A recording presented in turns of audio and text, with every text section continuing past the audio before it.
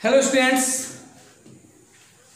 अब हम देखेंगे कि भाई टर्मिनेटिंग और नॉन टर्मिनेटिंग डेसिमल्स को कैसे समझें।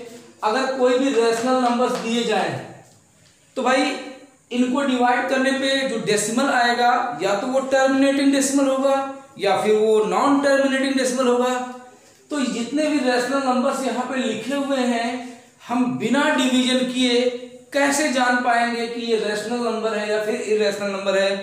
तो क्वेश्चन है हमारा, without actual division find which of the following rationals are terminating decimal.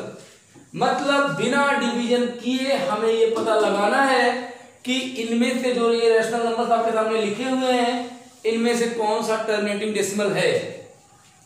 तो भाई डिवीजन करोगे तो आपको तो मालूम चल ही जाएगा कि वो टर्मिनेटिंग डेसिमल है या नहीं है। तो इस क्वेश्चन को नोट करने से पहले आप एक पॉइंट नोट कर लो ध्यान से। पहले इसको नोट कर लो, इस क्वेश्चन से पहले ध्यान से। A fraction p by q, a fraction p by q, a fraction p by q is a terminating decimal, is a terminating decimal, is a terminating decimal only when a fraction p by q is a terminating decimal only when क्या prime factors of q, prime factors of denominator q, prime factors of denominator q are 2 and 5 only। बहुत ढंग से इसको note करिए, सबसे जरूरी बात यही है।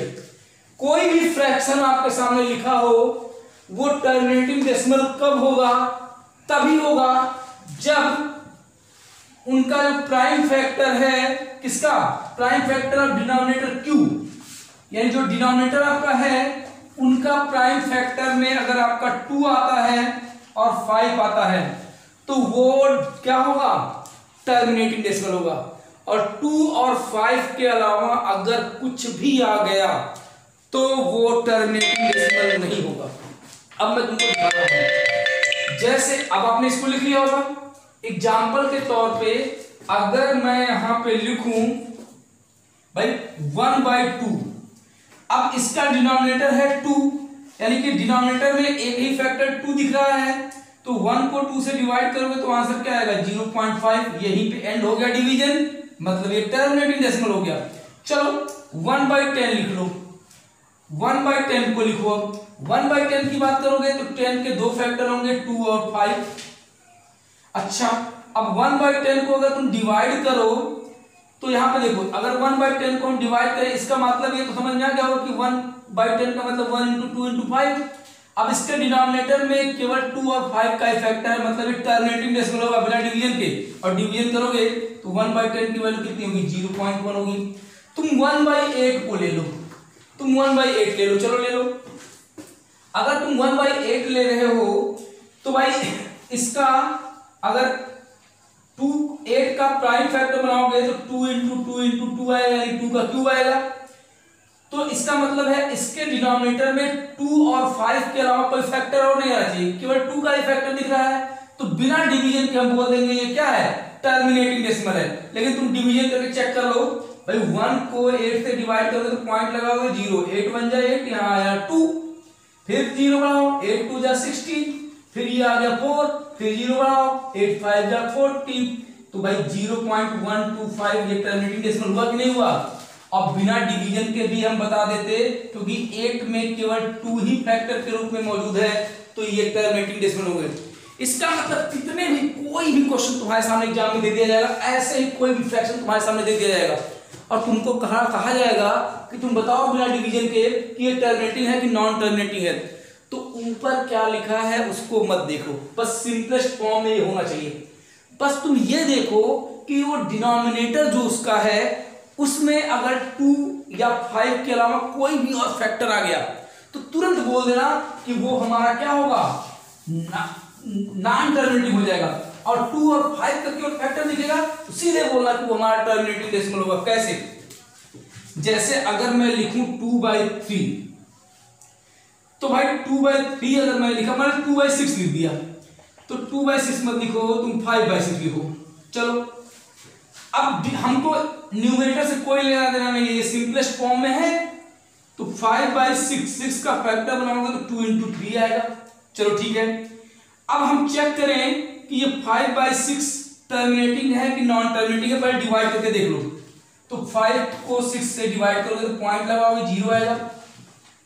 6 8 जा 48, यहां आ गया 2, फिर 0 बढ़ाओ, 6 3 जा 18, फिर आ गया 2, फिर 0 बढ़ाओ, फिर 6 3 जा 18, फिर आ गया 2, फिर 3 बार ले जाओ, 6 ये 3 बार बार आता जाएगा, यानी ये टर्मिनेटिंग डेसिमल नहीं हुआ। कैसा हो गया? नॉन टर्मिनेटिंग डेसिमल हो गया। अब तुमने डिवाइड करके बताया ना कि नॉन टर्मिनेटिंग है, हमें बिना डिवाइड किए बता देना है कि टर्मिनेटिंग है कि नॉन टर्मिनेटिंग है। तो भाई 5 6 का जो डिनोमिनेटर है उसका फैक्टर 2 और 3 आ गया। तो 2 और 5 के अलावा कुछ भी दिख गया, मतलब जो भी फ्रैक्शन तुम्हारे सामने होंगे उसके डिनोमिनेटर में 2 और 5 के अलावा कुछ भी दिख जाए, 2 और 5 के अलावा 3 दिख गया, 7 दिख गया, 3 दिख गया, 7 दिख गया, तुम्हारा 11 दिख गया, तुम्हारा 13 दिख गया, तुम्हारा 17 दिख गया, तुम्हारा 19 दिख गया। तो अगर 2 और 5 के अलावा कुछ और दिख गया तो सीधे बोलना ये टर्मिनेटिंग डेसिमल नहीं है, और ये कैसा है? नॉन टर्मिनेटिंग डेसिमल है। बात समझ में आ रही है?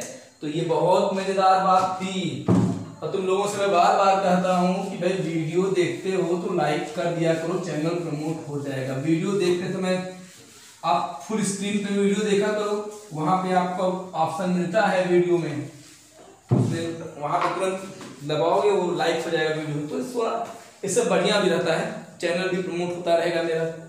ओके, चलो अब हमारे सामने ये क्वेश्चंस हैं। अब तुम दुनिया के जितने भी रैशनल नंबर फ्रैक्शन के रूप में दिए रहेंगे सबको तुम बिना डिवीजन के आज के बाद बता दोगे कि ये टर्मिनेटिंग डेसिमल है या फिर नॉन टर्मिनेटिंग डेसिमल है। तो चलो स्टार्ट करते हैं पहले क्वेश्चन से। 13/80, तुम डिनोमिनेटर को केवल देखोगे, न्यूमरेटर में क्या है उससे कोई मतलब नहीं है, बस ये सिंपलेस्ट फॉर्म में होना चाहिए, सिंपलेस्ट फॉर्म में है। अब तुम क्या करो, 80 का प्राइम फैक्टर बनाओगे। तो 80 का प्राइम फैक्टर बनाओगे तो कहोगे 2, 40 बार गया भैया, 2 20, 2 10, 2 5, ये हो गया 5, यानी कि 13/80 को तुम यहां पे इसका डिनोमिनेटर 80 क्या हो गया, 1 2 3 4, 4 टाइम्स 2 आया है तो इसको 2 का पावर 4 लिख दो, और इनटू क्या हो गया 5। अब तुम मुझे बताओ कि इसके डिनोमिनेटर में कोई भी फैक्टर दिख रहा है 2 और 5 के अलावा? नहीं दिख रहा है सर, नहीं दिख रहा है ना। तो भाई ये कैसा डेसिमल है? ये है टर्मिनेटिंग डेसिमल, ये है टर्मिनेटिंग डेसिमल। अब एग्जाम में पूछेगा क्यों, तो यही बगल में रीजन लिखा करो। क्या लिखोगे? Since denominator of the given fraction, since the denominator of the given fraction has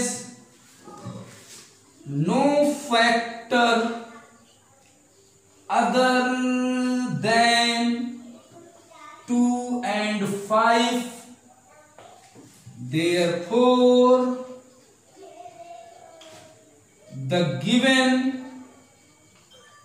fraction is terminating decimal। ऐसे रीजन भी लिख दिया करो, हर क्वेश्चन में रीजन लिखना है, हैबिट बनाओ। गलत हैबिट एक बार पड़ जाएगी तो वही बार बार गलती करोगे। तो अभी 9th में वो बेस मजबूत करना है तुम्हारा मुझे, तभी 10th में एकदम हीरो बनकर के सामने में जरा भाग के।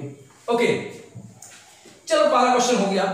दूसरे क्वेश्चन को देखो। दूसरा क्वेश्चन क्या है? 7/24। Second question it is 7/24 simplest form में दिख रहा है, इस 7 से कोई लेना देना नहीं है। 24 के फैक्टर बनाओ तो 2 इंटू 2 इंटू 2, 2 2 जा 4, 2 जा 8, 3 जा 24। मतलब ये हो गया 7/2 का क्यूब, 2 का क्यूब और इंटू 3। तो भाई क्या ये नॉन टर्मिनेटिंग डेसिमल है? नहीं है, क्योंकि इसके डिनोमिनेटर में 2 और 5 के अलावा कुछ दिख जाएगा, कुछ भी दिख जाएगा। धनिया, प्याज, लहसुन, मूली कुछ भी दिख जाएगा 2 और 5 के अलावा। तो सीधे बोलना क्या है? नॉन टर्मिनेटिंग डेसिमल है। तो ये क्या है? नॉन टर्मिनेटिंग है, ये टर्मिनेटिंग नहीं है, नॉन टर्मिनेटिंग डेसिमल। अब रीजन भी लिखने के लिए एग्जाम में आता है। तो since denominator of the given fraction has a factor क्या? 3, ए factor 3 other than 2 and 5, therefore the given fraction is क्या? Non terminating decimal. Very good, मजा आया ना? कितना आसान है 9th में ना जी, कितना आसान है 9th, बहुत आसान है, एकदम खेल खेल में पढ़ डालोगे। ओके, अच्छा तो अब जरा तीसरे क्वेश्चन को देखो, असाइनमेंट में मिलेगा ये सब क्वेश्चन, ऐसा तैयार रहना। और जो ये बताया जा रहा है RS अग्रवाल NCERT कवर कर रहा हूं, तो इसको कॉपी पे नोट करके पहले इसको शेयर करना है, फिर असाइनमेंट आपको दिया जाएगा इस पर बेस्ड क्वेश्चन जो भी होंगे। 5/12 की बात करते हैं, ये सिंपलेस्ट फॉर्म में दिख रहा है? हाँ भाई दिख रहा है ना? अरे दिख रहा, देख रहे हो? ओके, देख रहे हो, ठीक है। 5/12, अब 12 को तुम ऐसे लिखो, 2 2 जा 4, 3 जा 12। तो यहां पे क्या क्या आया? 2 इंटू 2 इंटू 3 आया। तो भाई अब यहां देखो 5 ये 2 का स्क्वायर है इंटू 3 है। अब बताओ ये टर्मिनेटिंग है कि नॉन टर्मिनेटिंग है? क्या है? Terminating, non terminating. हाँ, आवाज आ रही है तुम लोगों की, क्योंकि यहां पे डिनोमिनेटर में तुमने देख लिया फैक्टर 3, तो सीधे बोलोगे ये टर्मिनेटिंग नहीं है, क्या है? नॉन टर्मिनेटिंग डेसिमल है। बस रीजन में बिल्कुल वही है, since denominator of the given fraction है ये फैक्टर 3 अदर देन 2 and 5, 3 ही है ना, therefore fraction is non terminating decimal, यही रीजन उतार देना है। अच्छा, ये नोट कर लियो, स्क्रीनशॉट ले लिया, कर लियो भैया। Okay, question number 4, 8/35। तो ये सिंपलेस्ट फॉर्म में दिख रहा है, 35 को 5 इंटू 7 लिख दो। 5 तो दिखा, लेकिन ये भाई साहब 7 क्या कर रहे हैं? इन्होंने क्या बनाया कि भाई यहां पे अगर डिनोमिनेटर में क्या 2 और 5 के अलावा कुछ भी दिख गया तो हम सीधे बोलेंगे क्या? कि ये मेरा टर्मिनेटिंग नहीं है, ये क्या है? Non terminating decimal. ओके, तो यहां पे भी वही चीज लिखोगे। अब यहां 3 के अलावा क्या दिख रहा है? 7। तो since denominator of the given fraction has a factor 7 other than 2 and 5, therefore the given fraction is non-terminating decimal। अच्छा, एक और बचा है, उसको भी कंप्लीट करते हैं। क्वेश्चन नंबर 5, क्वेश्चन नंबर 5 देखो ओए दिख रहा है 6/125, 16/125। सिंपलेस्ट फॉर्म में देख लो पहले है कि नहीं? बिल्कुल है। तो भाई 16/5 इंटू 5 इंटू 5, 125 को तोड़ दिया तो 16/5 का क्यूब। तो अब बताओ 5 के अलावा कुछ और दिखा? नहीं दिखा। केवल 2 दिखे या केवल 5 दिखे तो वो टर्मिनेटिंग होगा, 2 और 5 दोनों दिखे तब भी टर्मिनेटिंग होगा। बस 2 और 5 के अलावा बस कुछ दिख जाएगा तभी बोलना नॉन टर्मिनेटिंग। तो since denominator of the given fraction has no factor